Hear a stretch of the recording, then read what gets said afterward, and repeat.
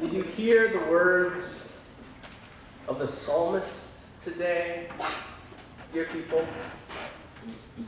Which are almost exactly the same words from the book of the prophet Jeremiah today. Did you hear these words? Happy are they who have not walked in the counsel of the wicked. Happy are they who have not lingered in the way of sinners or sat in the seats of the scornful. Blessed are those who trust in the Lord. Did you hear these words? They shall be planted like trees by water. Their leaves won't wither. They shall not fear when the heat comes. Even in drought they are not anxious and continue to bear fruit. Everything they do shall prosper.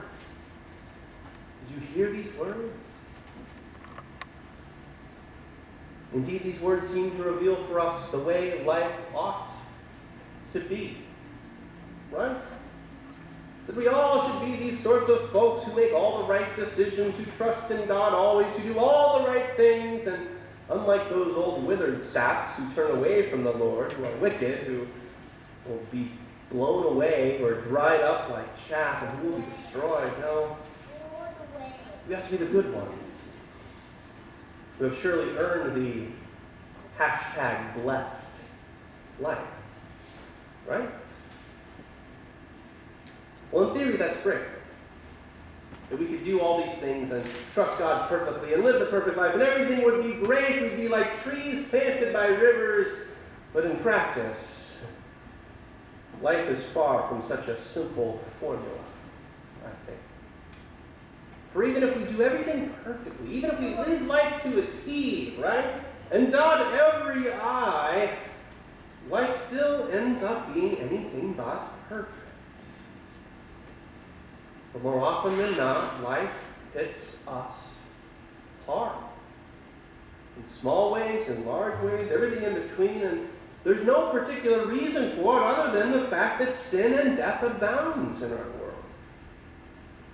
When we as humanity are suffering most, it's not part of God's plan, nor is it part of some divine conspiracy to crush us under the divine, almighty-sized thumbs of God. No.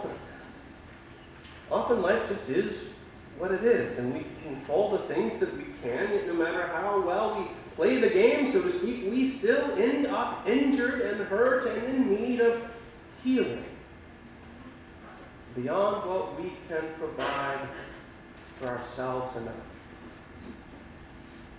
Which is exactly the sort of context in which today's gospel story meets us.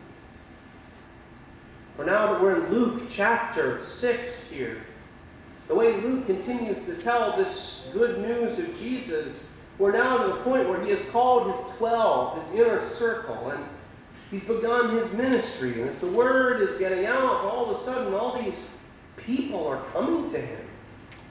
Hurt, injured, desperate people.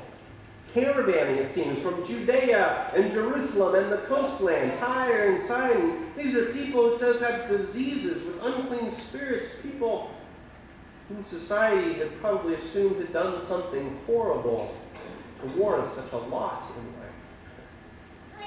And of course, they were probably destitute as well, barely surviving, and had most likely been forgotten by that good world from which they had come.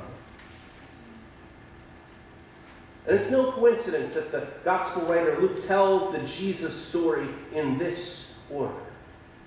For now, just 2 chapters after Jesus proclaimed in his home synagogue that he is bringing good news to the poor and healing to people who need it and release to those in prison and freedom from people in debt, now he is doing these things.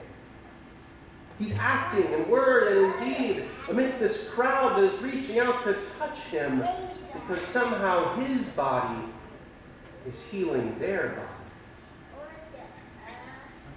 And then Jesus brings this word, similar to that which he brought in Nazareth, saying, "Blessed are you, dear people, who are poor and who are hungry and who are weeping. Blessed are you, even though the world hates you and abandons you and forgets about you, you are blessed. Not because of anything you've done or earned or said, but because of who you are. Because God made you, and your life matters. Jesus shows up and says, "Blessed are you, for God will be with you and will fight for you and will work to reshape the world to be the place you need it to be." Because such is the work of a God of resurrection, bringing life amidst death, bringing justice and mercy to all those places that are not right in our world. Jesus comes into these places in our world in which we are suffering. Places that need life. And he meets us there with healing and forgiveness and justice and mercy that makes us whole.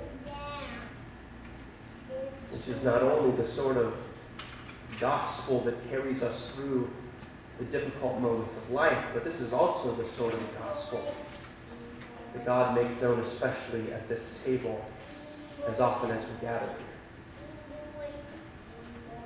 For when God brings us here to this meal, God joins our broken bodies to Christ's broken body.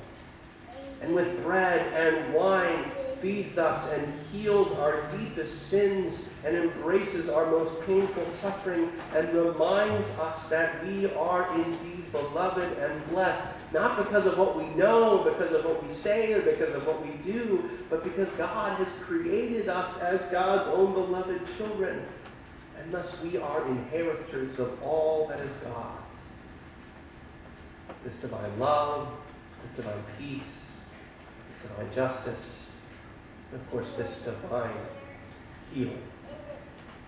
For this is what Christ does. So as you are drawn here today, dear people, come. You who are poor, who are wounded, who are suffering, who are hungry for a new world and a new way that will transform us for the better, come to this table and feast on God's abundant life for you.